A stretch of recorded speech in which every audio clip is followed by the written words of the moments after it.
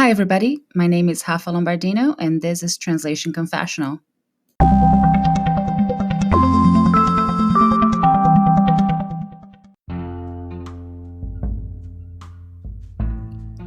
Subtitling work. Subtitling is something that I always wanted to do since I got started as a translator. But even though I've been translating since 1997, I only started subtitling around 2010 or so. That's because it takes a different set of skills to actually become a subtitler. Translating is one thing. Subtitling is something else entirely different. I started subtitling when some of my clients had short commercials or training videos they needed subtitled. So I had to learn the skills in order to provide this additional service. And like I said, it goes beyond translation because it's not only about conveying the message, which is something that we're used to doing, but also respecting all the limitations, all the technicalities that subtitling entails. If you've ever watched a show with subtitles, you know that there's a limited number of characters that can appear on the screen at a time. And that includes numbers, letters, and spaces. Besides that kind of character limitation, you also have to summarize what's being said. So people watching a show or a movie can understand everything without losing any part of the message. So you know you can't translate everything literally. And that's only mentioning how you must translate what's being said. How about creating subtitles from scratch? Some clients request that you take care of that task as well. So you have to learn how to time things correctly to when each sentence is being said by a character or someone being interviewed. You have to mark where the sentence starts and where it ends and add timestamps to the subtitle file itself, so everything will be synchronized to the audio and video cues. So when I first started subtitling, I was using something very basic, which is called DotSub. It is an online platform that my clients can upload videos to, or they can send me the video file and I'll upload it to my own account as a private video. Then I can create a transcript of the original, synchronizing the start and end times when the subtitles will appear on the screen, and later translate it into the target language.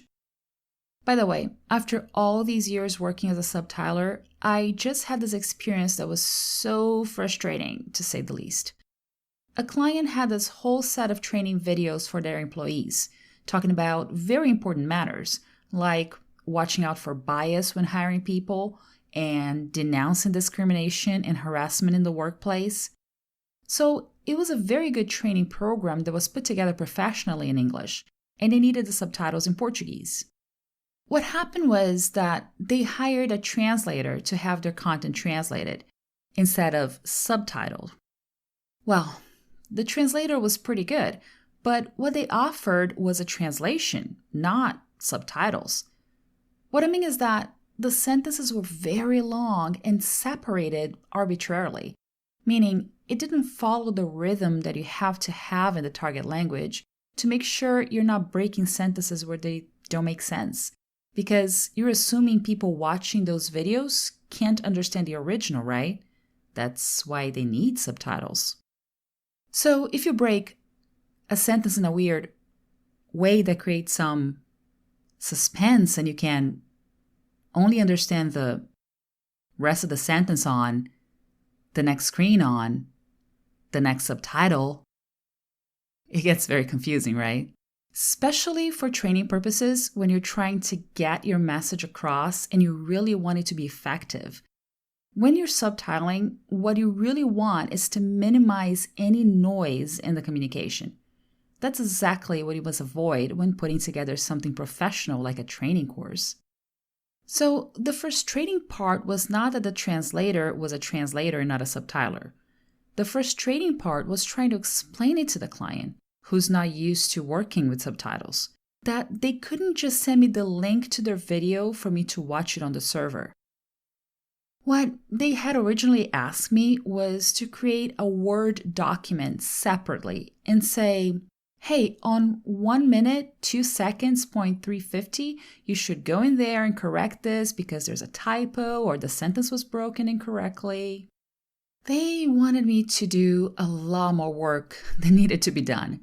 So I asked them politely, Can you send me the SRT files? An SRT file is one of the most common formats that you find in subtitling.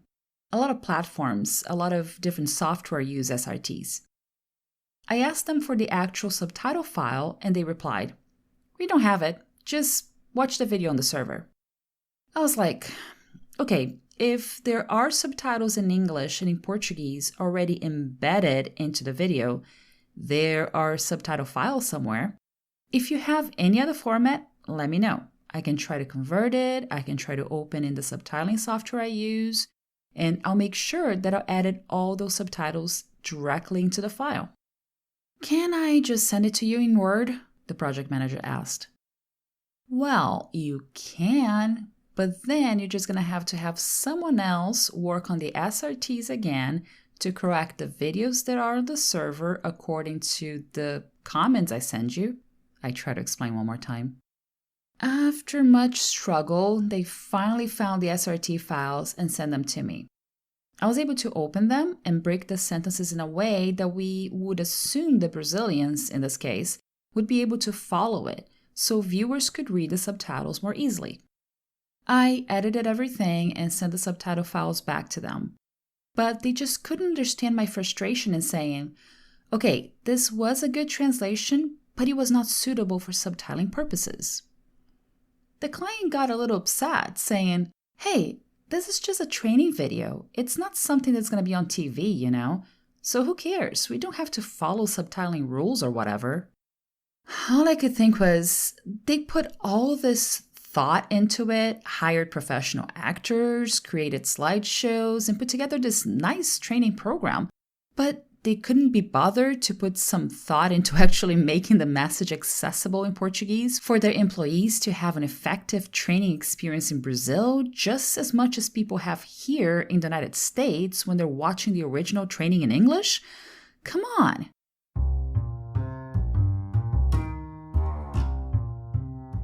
Before we continue, I wanted to tell you a bit about Video Converter Pro. It comes in handy when I receive video files from a client who needs subtitling services. Sometimes they may send me a video in an odd format, so I can convert it to MP4 and load it into my subtitle software to get things going. And because I'm always creating content for my YouTube channel, I can use it to edit video clips too. It's also a lifesaver when clients send me video files and ask for transcription into a Word document. I can extract the audio from the video, load it into my transcription software, and I can get to work. If you'd like to give Video Converter Pro a try, go to this webpage, bit.ly/tc-vc. It's easy to remember. TC for Translation Confessional and VC for Video Converter.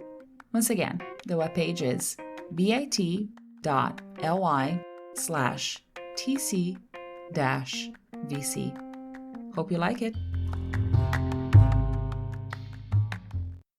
Okay, I just had some chamomile tea. I'm a little bit calmer now, but it was really frustrating as a language professional who wants to make sure that communication is not broken. And when I had the client saying, yeah, whatever, just leave it like that, nobody's going to watch it. Yes, people are going to watch it because that's an important topic for them to complete their training and do their work correctly. Well, sometimes you just have to choose your own battles, and do the best you can. Having said all that, a lot of my students actually ask me about subtitling because they think it's something glamorous or because they want to subtitle popular movies or TV shows. I get that. I always get very excited when new entertainment material comes along for me to subtitle. But it's not all a bed of roses. Actually, I'll talk more about it next week and mention some examples from my glamorous entertainment work. Now that I'm doing this kind of work on a regular basis, I can help others navigate through this different field that requires an additional set of skills.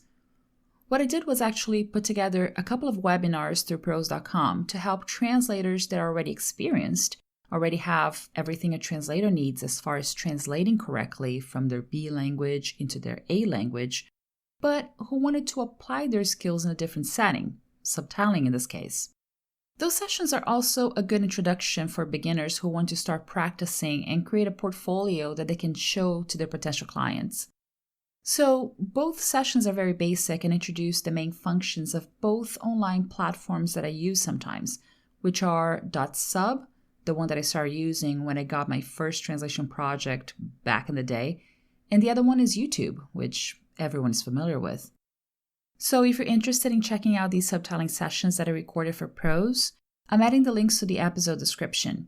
Now, if you want to go a little deeper into subtitling and learn more about the technical aspects to offer complete services to your clients, check out my 6-week online class with UCSD extension.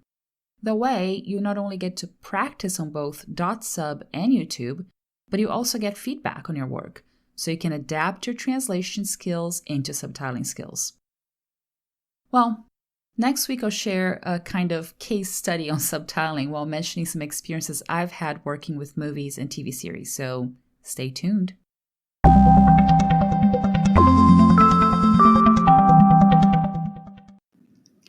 Send me an email at rlombardino@wordawareness.com or leave a voice message on my Anchor page. If I get enough feedback and voice messages, I can go back to the subject and post a special podcast episode with everyone's opinion on this very same theme. By the way, my Anchor page is anchor.fm/translation-confessional. I look forward to hearing from you. Stay tuned for weekly episodes and subscribe to Translation Confessional through your favorite podcast app.